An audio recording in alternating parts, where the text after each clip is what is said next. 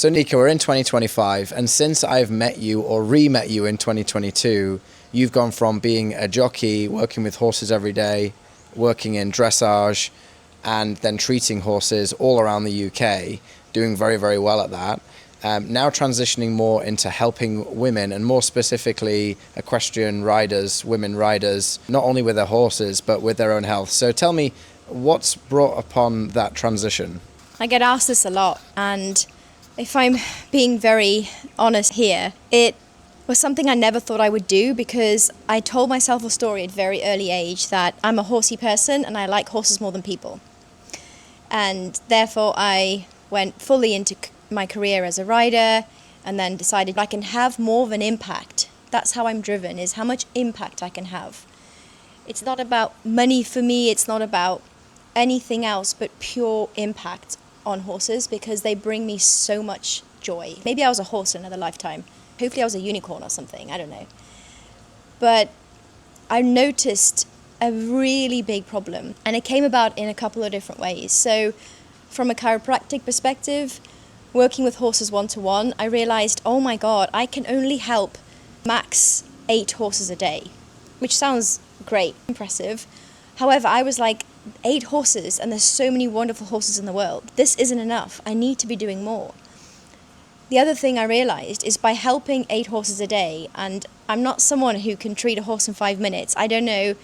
Kudos to these therapists that can treat a horse in 2 minutes, walk in a stable, do an adjustment and walk out. For me, it's the holistic approach to treatment. And I take that same philosophy when I work with my riders now. It's everything in the lifestyle. So my average time treating a horse would be an hour and a half. Now, that is limiting. That is limiting, on my time, but limiting on how many horses I can do. Remember, my goal is impact.